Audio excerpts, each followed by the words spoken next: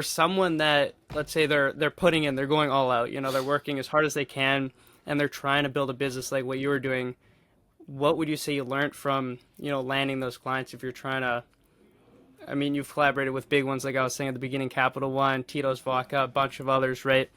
How would you suggest that people break into the space if, let's say, they don't have any testimonials, they've never worked with a client before? How do you even start? Yeah, so again, it all comes back down to what I was saying before of just like putting yourself out there. Like it wasn't like straight off the bat I got, these big opportunities, with these big brands and getting these like super high paying jobs, getting, flown out places. Like it was not like that at all from the beginning. You have to realize that you can accomplish those things, but again, sometimes you might be lucky and you might get that right away. You might meet that one person, but for most cases, 99% of the time, you have to break it down and you slowly have to build up to it. So again, like I was saying, I was meeting all these people, telling everyone that I'm meeting, like, I'm a videographer, like, let's work. I would take any job that came my way. Like, I was doing some videos with, like, athletes. So I would do, like, short little videos of them, like, doing, like, workout videos. And, like, they would post that on their Instagram for, like, $200 or whatever. Like, I would do, like, event recaps. So like I would, go to this event, film everyone having a good time, all the sponsors at the event, whatever, make it into a cool little recap video, do that. I would do like any sort of like editing gigs. Like there were guys, these big like drop shipping guys, and they needed like, like little ads for the products they were selling. So they would like send me over like footage and I would like chop it up into an edit. Like I didn't want to do any of this stuff. Like I want to be I want to be working with cool people and traveling and all that stuff. Like, I didn't want to do any of this stuff, but I knew that like these jobs, one, were going to be making me money and I had to make money and pay my bills at some point, but they would eventually lead me to, the actual work, the brands, the people that I really wanted to work with. Right. And so, even doing free work, like I would do a lot of free work as well. Like a lot of people talk about free work, and it's very good because obviously you still want to know your value, but when you're first starting out, like do free work, like offer free work, because people will see that and the right people will see that you're hungry for it, right? Like if someone approaches me, they're like, hey man, like I just moved here, like I'm doing videography stuff, like I just really want to make like connections and get opportunities. Like I will, literally do it for free. Like I'm like, okay, like yeah, this kid like really wants it. Like so I would do a lot of free work, and just like very slowly. Like I would also reach out to a lot of people as well. Like I would spend a lot of my time just like going on Instagram and like reaching out to people. Like I really wanted to do like stuff in like the fitness space. So like I would literally spend like hours and hours like going on Instagram, finding like personal trainers in LA, reaching out to them like, hey, like my name's Ari, like I'm a videographer, I just moved here, like I'd love to work together. If you need like any sort of like videos for your brand or for your page, again, putting yourself out there, emailing companies, whoever, clothing companies, water bottle companies, backpack companies, like you name it. And like I said, it's all coming back down to like, if you want it bad enough, you'll figure out a way, you'll make it happen, right? And so, yeah, for like about that year, it was just like jobs all over the place, like free work, doing a little bit of this, a little bit of that, like stuff for athletes, DJs, like events, boring corporate stuff, product stuff, like family events, you name it, like I was doing it. But like, just because I knew like, okay, like this isn't necessarily the stuff I want to be doing right now. Like this isn't necessarily like the kind of like video work I specifically want to be doing, but like it's giving me these opportunities now. And then from those opportunities, it's just going to build and I'll be able to, start charging more or, be a little bit more picky about who I'm working with and stuff. So yeah, you're not going to do what you want to do right away.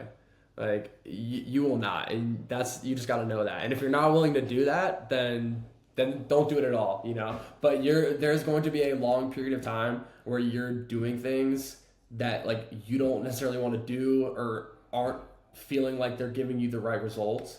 But if you just keep persisting, eventually it will give you those things you want to be doing and the results you want to get. Mm-hmm. And what, like, I assume there's a lot of people like you that are hustling, starting out, trying to make it. How do you differentiate yourself from other people? Like, how do you stand out, right? That's a great question. Yeah, so something that I had to figure out as well, as being someone new in the space, being a businessman, a videographer, someone running my own business. And one thing I was worried about before moving out there, I was like, well, there's already so many videographers in LA. Like, it's the place. It's the reason why I moved out there, right? And so I was like a little bit worried that, well, everyone's already here. Why would anyone need me, right? And you do have to differentiate yourself. That is like such a big thing. And the way that I did it is literally just being myself and being a good person. Like, naturally, again, like I said, I'm very social, I'm very extroverted. Like, I like to have fun, I like to have a good time, and I like to make sure that the people I'm surrounded with, they're picking up on that energy of mine and they're also having a good time. So one way that I was able to differentiate myself very quickly was in the work environment, just giving the people that I'm working with a good time, just like showing up with a smile on my face and, being happy and, like obviously like in a professional manner, but like, if it's appropriate, like cracking a joke or two, making them laugh and stuff, making it easy for them, making it an enjoyable time, right? Like, for example, I think here's a really good way to put it. So I've been to so many events and I will see, the event videographer, event photographer, like, just like standing around, like not conversing with anyone, just like keeping very much to themselves. Like, like they might walk out and like snap a photo of a group of people and then like go back, right? They're doing their job. Mm-hmm. But I saw that and I was like, dude, like that's so lame. Like, what the heck? Like, I can't be like that. So I started shooting events and, I would always like talk to people. I'd go up to people and be like, hey, like, are you guys having a good time? Even just like little things like that, right? When I actually am like shooting a photo of like a group, like, like saying like, you guys look so good. Like, like just little things like that to, just make that person's experience a little bit better. And that went such a long way. And that is still the way I, differentiate myself, is just like being a person that is fun and easy to work with. I just shot a video. I just got back from New York. I was filming a video with some of my friends. They do YouTube, and like literally the whole time, like we're just laughing and we're just having the best time ever. And we made a sick video. It was a great video, but the whole time we were just having fun. It was a good experience. We got what we needed to. And obviously you have to maintain your professionalism, because at the end of the day you are working, but like you don't have to be a wall, you don't have to be a brick wall. You can be fun, you can have fun, put a smile on someone's face, because again, it's about who you know. Like, in my mind, people will remember the photographer that made them like laugh and smile and like made them have a good time, versus like the one that got like a nice photo of the group. You know what I'm saying? Mm-hmm. Because every single time something like that has happened to me, where I've met someone in a business environment, for example, like at a hotel, and I'm talking to the person working there, and they're engaging in conversation, and I'm having a good time with it. They're obviously providing me the service and doing a good job providing the service, but they're making the actual experience good. That sticks with me far better than someone who's just providing me a good experience. You know what I'm saying? Or, doing a good job at their service. So you have to figure out a way to differentiate yourself. It might be like that. It might be a skill thing, depending on what you're doing. It very well could be you have a certain skill that no one else or not many other people have. And so just like really like pushing that could be a way to differentiate yourself. But yeah, you got to figure out like what that thing is about you, and that will come with just experience and talking to people and just like figuring it out. So